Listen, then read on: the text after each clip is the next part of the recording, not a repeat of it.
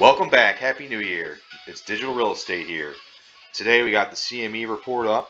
We're going to be looking at what the market's anticipating.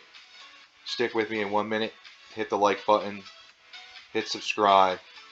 The notification bell. We're going to get this show rolling here in 1 moment. Alright, so looking at this screen here, we have the asset managers on Bitcoin are extremely long as of the 21st for shorting, and then our leveraged funds are extremely short compared to long. They're going to look to grab this liquidity. In order to do that, the price is going to need to rise. That's why we're seeing in the charts play out that falling wedge, kind of coming to a pinch point, a breakout point. Yes, it could break down, but our overall trend is still in play, and we've already discussed that. So we're not going to change our direction of what we're anticipating unless something changes in the chart. And as you can see, what the market is showing us here, we also had the dealers kind of drop a lot of shorts from the previous report, which was on the 14th. It did not pick up more longs, but they did drop shorts. But this is very eye-opening here. This is basically keeping the market 50-50. Otherwise, it would be lopsided short. This is telling me that these, asset managers obviously know which direction the market's going to go, or they're going to basically play as a market maker and get us to those points, to where we need to be to liquidate this leverage right here.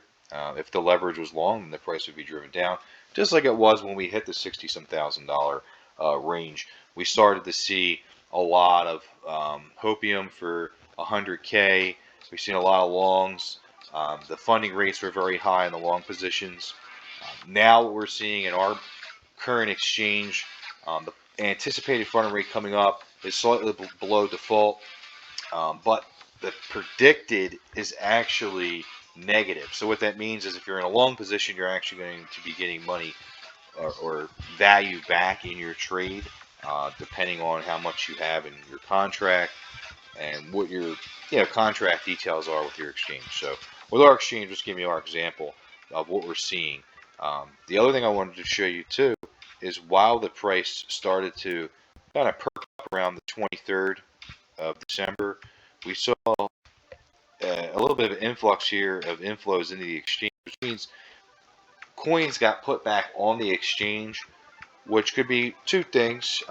They're either selling them, or possibly they just want to move them there in case they do have to sell them off, or they're leveraging those coins, whether they're going long or short. I couldn't say for sure. We can look at one other thing to kind of get an idea of where the kind of retail investors thinking, but we saw what the asset managers are doing. This report here goes back about 10 months. It shows you a decline on the exchanges of what's available on the exchange to purchase at the moment, or what's available to possibly buy up.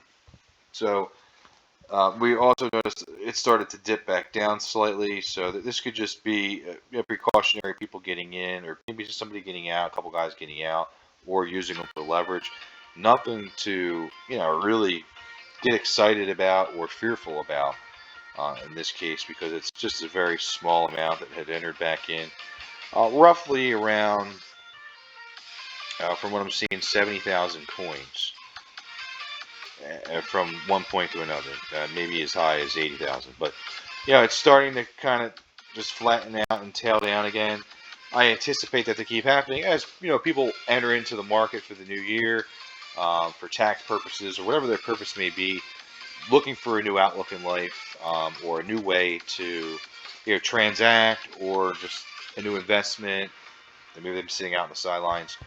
We're seeing that play out in the chart as well, as we came down really hard from our all-time high. We just didn't have any really good points where the price kind of stopped and then reversed. We kind of would stop and then what we call a dead count bounce back up, but wouldn't really ascend higher than the previous high, and then it would just go down to create another lower low, until we had our liquidation event in early December. So now we're past all that. We're basically setting our bottom like we have discussed over the last few videos. That's what the market's doing. It's just bottoming out. The people that are holding the asset aren't going to sell. At least the majority aren't going to sell. So that's going to help keep the price stable.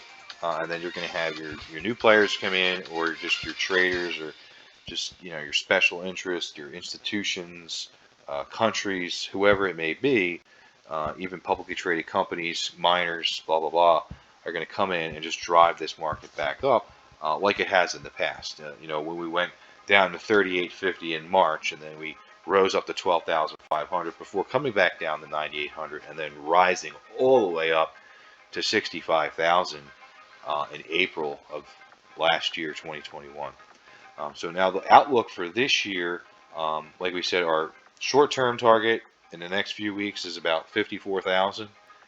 Over the next few months, up to 5 months, we're expecting a high of close to 88,000 before we descend back down.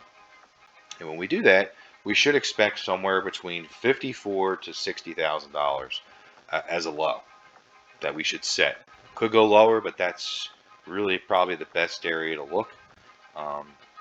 Just based off of what I saw in the price action the last couple of months, just that area kind of paused for a second, then stopped. So now we're going to see it as resistance as we go back up at 54, which eventually we will break, and then we'll come back to retest that probably twice in 2 different sessions. A short-term scale, just kind of go over it, come back and hit it, and then really ascend up on one of those uphill moves, and then come back fully to retest, kind of how we did the $40,000-ish price retest that we just occurred last month. So, not a whole lot has changed, but we are starting to get closer to where we're going to see a move going up. The wedge is getting tighter, and the price is getting more closer to our descending top line. You've seen it red and then yellow in the last video. I have switched it back to red because now we're looking at that as resistance. Before I switched to yellow when we were above it as caution. If we break below it, then we could see back to our low points, that the 65 to 53 descending line, that real thick black line, the second one, and then the overall trend from the bottom. We're probably not going to see that for quite some time again before we hit that area. Just based off of what we're seeing. Now, we can't always be right, but if you keep an eye on the price action and you kind of see, where different things sit in the market, you can anticipate and be more accurate versus just kind of throwing darts or playing smaller trends. If you're looking at the bigger picture, you can maybe not forecast it as good as some other people, or maybe just, forecasting isn't the way to really go, but see the trend and then play the trend, and then once the trend changes, then go to the other direction. So things are looking bleak, prices dropping, the market has a lot of fear, there's uncertainty, but yet you still have bigger players coming in, purchasing. You can see it in the headlines. I'm not going to go over who and what, but you can see that. And then you also see kind of like a, neutral to bearish sentiment in the news about the asset. So that's just leading me to believe like the market's going to take a pause based off of the chart and the news, and eventually you're going to see it, kind of slide out of the wedge and then have a nice pop, a nice, 10%, 15% move up, which will get us close to that $54,000 mark. And then we'll hit some resistance there and maybe come back down to some range, which we won't really know until we get there. And then we have to kind of measure things out. So, once we get to 54, then we'll reassess everything and let you know which direction we're going to be anticipating next. So I wanted to show you one more thing here regarding the long and shorts in the market. Then we're going to set you on your way for the day, and hope to get back to you in the next couple of days or as soon as something changes in the market. So this is the long and short ratio over several top exchanges. You can see for the last 5 minutes we've had some people come in long now as the price started to run up. But we're going to zoom out to a 24-hour period, and we can see we have a little bit more shorts, not that big of a difference. Overall, this market does go up, so you generally do see more longs. And when price comes down is when you see a little bit of a higher, ratio in shorts like we're seeing now. Nothing drastically, alarming, but in the CME, you can see the leverage funds are very high and short, and then on the long side, for the asset managers, they're favoring that, meaning the price is anticipating to go up. So we're going to keep a close eye on that and the chart. You can see this website here. This is great information in there. It is free. And basically just click on the website and just review this information. You can see all the other different things that are here. So we'll review this with you to get you familiar with it as time goes on in other videos. But that's it for today. Again, Happy New Year. I appreciate everyone. Thanks for tuning in. Take care of yourself. Digital Real Estate is out.